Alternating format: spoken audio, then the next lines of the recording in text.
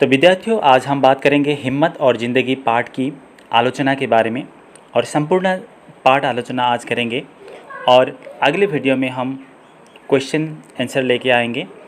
तो हम शुरू करते हैं। हिम्मत और ज़िंदगी। ज़िंदगी के असली मज़े उनके लिए नहीं जो फूलों की छाँ के नीचे खेलते और सोते हैं, बल्कि फूलों की छाँ के नीचे अगर जीवन का कोई स्वाद छिपा है तो वह भी उन्हीं के लिए हैं जो दूर रेगिस्तान से आ रहे हैं, जिनका कंठ सूखा हुआ है, ओठ फटे हुए और सारा बदन पसीने से तर हैं। पानी में जो अमृत वाला तत्व है उसे वह जानता है जो धूप में खूब सूख चुका है, वह नहीं जो रेगिस्तान में कभी भी पड़ा नहीं। यानी कि इसमें कवि कहते हैं कि ज़िंदगी जीने की कला के बारे में हमें कुछ कहने जा रहे हैं। उन्होंने यही बात कहा है कि ज़िंदगी की असली मज़े सिर्फ उन लोगों के लिए ही नहीं हैं जो लोग ऐशो आराम की ज़िंदगी जीते हैं, बल्कि उन लोगों के लिए भी हैं जो लोग दिन भर धूप में काम करते हैं, अथवा जो लोग रेगिस्तान में रहते हैं, जिनका कंठ हमेशा सूखा, ओठ फटे ये या सारा बदन पसीने से तर रहते हैं। उन्हीं लोग पानी में अमृत वाला तत्व को जानते हैं। हालांकि यहाँ सबसे ज़्यादा जानता है पानी में अमृत वाला तत्व जो रेगिस्तान में रहता है। सुख देने वाली चीज़ें पहले भी और अब भी हैं। फ़र्क यह है कि सुखों का मूल्य पहले चुकाते हैं और उनके मज़े बाद में लेते हैं, उन्हें स्वाद अधिक मिलता है। ऑब्वियसली ये हम सभी जानते हैं, जो लोग पहले सुख के लिए मूल्य चुकाते हैं या कोई अच्छा कर्म करते हैं पहले, उसको उसका फल बाद में मिलता है। लेकिन जो लोग पहले सुख लेते हैं उसका मूल्य बाद में चुकाना पड़ता है। तो जिन्हें आराम आसानी से मिल जाता है उनके लिए आराम ही मौत है। जो लोग पाँव भिगाने के खौफ से पानी से बचते रहते हैं, समुद्र में डूब जाने का खतरा उन्हीं के लिए है। जो लहरों में तैरने का जिन्हें अभ्यास है वे हमेशा मोती लेकर बाहर आएंगे। यानी कि जो खतरों से खेलता है, जो परिश्रम करता है, कष्ट करता है, उसके लिए हमेशा मोती उसे मिलता रहेगा, यानी कि सफलता उसे मिलती रहेगी। चांदनी की ताजगी और शीतलता का आनंद वही मनुष्य लेता है जो दिन भर धूप में थक कर लौटा है, जिनका शरीर अब तरलाए की ज़रूरत महसूस करती हो और जिनका मन यह जानकर संतुष्ट है कि दिन भर का समय उसने किसी अच्छे काम में लगाया है। चांदनी की शीतलता का आनंद उन्हीं लोग को मिलता है जो दिन भर धूप में काम करते हैं, और जब उनकी शरीर की अब तरला यानी कि आराम महसूस होती है तो उस वक्त उसे सुकून मिल पाता है। यानी कि ज़िंदगी में कष्ट करने वाले को या कर्म करने वाले को ही आराम मिलता है। ठीक इसके विपरीत और एक व्यक्ति ऐसे भी होते हैं जो लोग दिन भर खिड़कियां बंद करके पंखों के नीचे छिपा रहता था और अब रात की जिसका सेज बाहर चांदनी में लगाई गई है, भ्रम तो शायद उसे भी यह होता होगा कि वह चांदनी की मज़े ले रहा है, लेकिन सच पूछो तो वह हमेशा खुशबूदार फूलों के रस में सड़ रहा है। यानी कि जो लोग आशो आराम की ज़िंदगी जीते रहते हैं, उन लोगों को अगर वो लोग चाहे तो चांदनी में आराम से उसका सुख लेने के लिए जब बाहर आते हैं तब उसे आराम तो मिलता है, लेकिन असली मायने में जो दिन भर धूप में काम कर जो दिन भर कष्ट करके जो बैठता है, और एक है कि जो ऐशो आराम की ज़िंदगी जीने वाला भी बैठता है, तो दोनों को सुख मिलता है। लेकिन अगर हम उन दोनों में से देखें तो उससे ज़्यादा सुख सुकून ज़्यादा मिलता है जो दिन भर धूप में कष्ट करता है। उपवास और संयम या आत्माता के साधन नहीं है। भोजन का असली स्वाद उन्हीं को मिलता है जो कुछ दिन बिना खाए भी रह सकता है। तकतेन भुंजिता, जीवन को भोग त्याग के साथ करो। यह केवल परामर्श का ही उपदेश नहीं, क्योंकि संयम से भोग करने पर जीवन से जो आनंद प्राप्त होता है वह निराभोगी बनकर भोगने से नहीं मिल पाता। ठीक उसी प्रकार संयम के साथ जो लोग भोजन करते हैं उनको ही उसका असली अर्थ मालूम होता है कि भोजन में जो असली ताकत है, जो शक्ति है, वो उसी व्यक्ति को ज़्यादा मिलता है। तो बड़ी चीज़ें बड़ी संकटों में विकास पाती हैं, बड़ी हस्तियाँ बड़ी मुसीबतों पर पलकर दुनिया पर कब्जा करते हैं। अकबर ने 13 साल की उम्र में अपने बाप के दुश्मन को परास्त कर दिया था, जिनका यह एकमात्र कारण था कि अकबर का जन्म रेगिस्तान में हुआ था, और वह भी उस समय जब उसके बाप के पास कस्तूरी को छोड़कर और कोई दौलत नहीं थी। तो कभी भी इसमें कहते हैं कि बड़ी चीज़ें, बड़ी हस्तियाँ, बड़े बड़े लोग मुसीबत से ही निकल कर बड़े होते हैं। तो जो लोग ऐशो आराम की ज़िंदगी जीते हैं, उन लोगों को कभी ये कहते हैं कि कुछ कर्म करने की सलाह इस पाठ्य पुस्तक के ज़रिए दे रहे हैं, यानी कि हिम्मत के ज़रिए ज़िंदगी को सुधारने की सलाह दे रहे हैं। महाभारत में देश के प्राय अधिकांश वीर कौरवों के पक्ष में थे, मगर फिर भी जीत पांडवों की हुई, क्योंकि उन्होंने लाक्षागृह की मुसीबत झेली थी, क्योंकि उन्होंने वनवास की जोखिम को पार किया था। तो ये महाभारत की कथा आप सभी को शायद पता भी होगा। श्री विंस्टन चर्चिल ने कहा है कि ज़िंदगी की सबसे बड़ी श्रीफल हिम्मत है। आदमी की और सारे गुण उनके हिम्मत होने से ही पैदा होती हैं। तो विंस्टन चर्चिल ने कहा कि उन्होंने कहा कि ज़िंदगी की सबसे बड़ी श्रीफल वही है जो हिम्मत है। अगर हिम्मत की कमी हो तो आपकी ज़िंदगी में कोई भी सुख सुविधा उपलब्ध नहीं होती है। इसलिए हिम्मत एक ऐसा चीज़ है जिसके ज़रिए आप अपनी ज़िंदगी को सुकूनदायक बना सकते हैं। जिस प्रकार मैं एग्जाम्पल के तौर पर आपको बता दूं, अगर आप में हिम्मत की कमी है और आप एक अच्छे गा भी लेते हैं, लेकिन आपकी हिम्मत की कमी है, तो आप आपकी परफॉर्मेंस को दिखा नहीं पाएंगे, यानी कि स्टेज में जाके आप गा नहीं पाएंगे।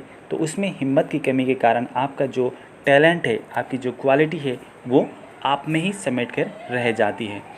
तो ज़िंदगी की दो सूरतें हैं। एक तो यह कि आदमी बड़े से बड़े मकसद के लिए कोशिश करे, जगमगाती हुई जीत पर पंजा डालने के लिए हाथ आगे बढ़ाए, और अगर असफलता कदम कदम पर जोश की रोशनी के साथ अंधियारी का जाल बूंद रही हो, तब भी वह पीछे को पाँव न हटाए।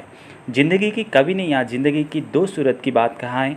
एक उन लोगों को लिए कहा है जो कि बड़े बड़े मकसद के लिए हमेशा कोशिश करते रहते हैं, जगमगाती हुई जीत पर आगे बढ़ने की कोशिश करते रहते हैं, और उन लोगों को अगर सफलता मिले तो हमेशा आगे बढ़ते ही रहते हैं।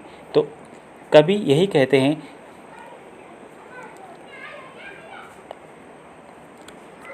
दूसरी सूरत वाले लोग के बारे में कभी कहते हैं, उन गरीब आत्माओं की हमजोली बन जाए जो न अधिक सुख पाती हैं न दुख पाती हैं, और न जिन्हें बहुत अधिक सुख या दुख पाने की चिंता रहती है, क्योंकि वे आत्माएं ऐसी गुदुली में बसती हैं जहां न तो जीत हंसती हैं और न कभी हार के रोने की आवाज़ सुनाई पड़ती हैं। इस गधुली वाली दुनिया के लोग बंधे हुए घाट का पानी पीते हैं।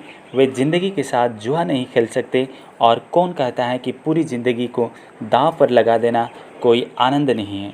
यानी कि ये दूसरी सूरत में उन लोगों के लिए कहा गया है जो लोग हमेशा बीचों बीच रहते हैं,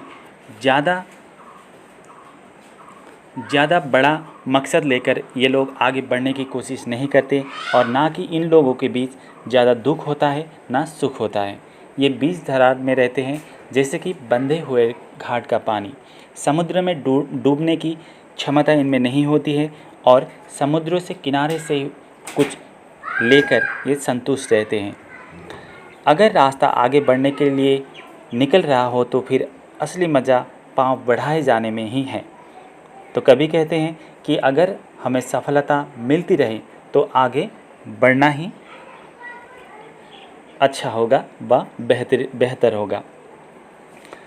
साहस की ज़िंदगी सबसे बड़ी ज़िंदगी होती है। ऐसी ज़िंदगी की सबसे बड़ी पहचान यह है कि वह बिल्कुल निडर, बिल्कुल बेखौफ होती है। साहसी मनुष्य की पहली पहचान यह है कि वह इस बात की चिंता नहीं करता कि तमाशा देखने वाले लोग उनके बारे में क्या सोच रहे हैं। जनमत की उपेक्षा करने वाले, यानी कि लोगों की उपेक्षा करके जीने वाले आदमी दुनिया की असली ताकत होता है, और मनुष्य को प्रकाश भी उसी आदमी से मिलता है। अड़ोस पड़ोस को देखकर चलना यह साधारण जीवों का काम है। क्रांति करने वाला जिस प्रकार अपने उद्देश्य की तुलना न तो पड़ोसी से करते हैं, न दूसरे क्रांतिकारी से करते हैं, और न अपनी चाल को ही पड़ोसी को चाल समझकर मंदित बनाते हैं। साहसी मनुष्य उन सपनों से भी रस लेता है जिन सपनों का कोई व्यावहारिक अर्थ नहीं होता है। साहसी मनुष्य सपने उधार नहीं लेता, वह अपने विचारों में रमा हुआ अपनी ही किताब पढ़ता है। झुंड में चलना और झुंड में चरना यह भैंस और भेड़ का काम है। सिंह तो बिल्कुल अकेला होने पर भी मगन रहता है। जिस प्रकार आप लोग जानते हैं, झुंड में चलना, सिंह अकेला जिस तरह से जंगल में घूमता रहता है, क्योंकि उसका जीवन इस प्रकार से है, क्योंकि उसके साथ साहस है। अर्नाल्ड बेटर ने एक जगह लिखा है कि आदमी यह महसूस करता है कि किसी महान निश्चय के समय वह साहस से काम नहीं ले सका, जिंदगी की चुनौती को कबूल नहीं कर सका, वह सुखी नहीं हो सकता है। जो लोग जिंदगी को चुनौतियों को कबूल करने में डरते हैं, उन लोगों के लिए हमेशा सुख नहीं रहती है। बड़े मौके पर साहस नहीं दिखाने वाला आदमी बराबर अपनी आत्मा के भीतर एक आवाज़ सुनता रहता है, एक ऐसी आवाज़ जिसे वह सुन सकता है और जिसे वह रोक भी नहीं सकता। यानी कि जो लोग मौके पर साहस की कमी के कारण कुछ गवा देते हैं, कुछ डिसीजन लेने में डरते हैं, उन लोगों के लिए ये आवाज़ हमेशा अपने जीवन में बराबर सुनाई देता रहता है। क्योंकि यही है, तुम में हिम्मत की कमी थी, तुमने समय पर हिम्मत नहीं दिखाया, तुम कायर की तरह भाग खड़े हुए। सांसारिक अर्थ में जिसे हम सुख कहते हैं, उसका न मिल पाना फिर भी इसमें कहीं श्रेष्ठ है कि मरने के समय हम अपनी आत्मा से यह धिक्कार न सुने कि तुम में हिम्मत की कमी थी, कि तुम में साहस का अभाव था, कि तुम ठीक वक्त पर जिंदगी से भाग खड़े हुए। जिंदगी को ठीक से जीना हमेशा जोखिम झेलना है, और जो आदमी सकुशल जीने के लिए जोखिम का हर जगह पर एक घेरा डालता है, वह अंततः अपने ही घेरे में बीच कैद हो जाता है और ज़िंदगी का कोई मज़ा उसे नहीं मिल पाता। क्योंकि ज़िंदगी जीने के लिए जिस प्रकार से हिम्मत की ज़रूरत होती है, अगर वो समय पर हिम्मत नहीं दिखाता, व चारों तरफ वो एक घेरा बना लेता है, तो उस घेरे में वो खुद कैद हो जाता है। असल में वह ज़िंदगी को ही अपने से रोक रहा है। तो असली मायने में वो अपने ज़िंदगी को उसने खुद घेरे में अपने आप को कैद करके रख लिया। ज़िंदगी से अंत में हमें उतना ही पाते हैं जितना कि उसमें पूंजी लगाते हैं। यह पूंजी लगाना ज़िंदगी के संकटों का सामना करना है, उसके उस पन्ने को उलट कर पढ़ना है जिसके सभी अक्षर फूलों के ही नहीं, कुछ अंगारों से भी लिखे गए हैं। ज़िंदगी का भेद कुछ उसे ही मालूम है जो यह जानकर चलता है कि ज़िंदगी कभी भी ख़त्म ना होने वाली चीज़ है। तो ये क्वेश्चन बनता है, यहाँ पर कई सारे क्वेश्चन बनते हैं। हम बाद में क्वेश्चन के बारे में आलोचना करेंगे। और कभी कहते हैं हमें, अरे ओ जीवन के साधक को, अगर किनारों की मरी हुई सीपियों से तुम्हें संतोष हो जाए तो समुद्र के अंतराल में छिपे मौतिक कोष को कौन बाहर लाएगा। कभी ये हमें कहते हैं, क्वेश्चन कर रहे हैं, दुनिया में जितने भी मज़े बिखर गए हैं उनमें तुम्हारा भी हिस्सा है। वह चीज़ भी तुम्हारी हो सकती है जिसे तुम अपने पहुंच के परे मान कर लौट रहे हो। कामना का आंचल छोटा मत करो, जिंदगी के फल दोनों हाथों से दबाकर निचोड़ो, रस की निर्जरी तुम्हारे बाहें भी बह सकती हैं। तो विद्यार्थियों, आज के लिए बस इतना ही। वीडियो को आप लोग अच्छी तरह से समझें और किताब को भी देखते रहें, और कल के वीडियो में हम फिर आएंगे प्रश्न उत्तर लेकर। तो आज के लिए बाय, धन्यवाद।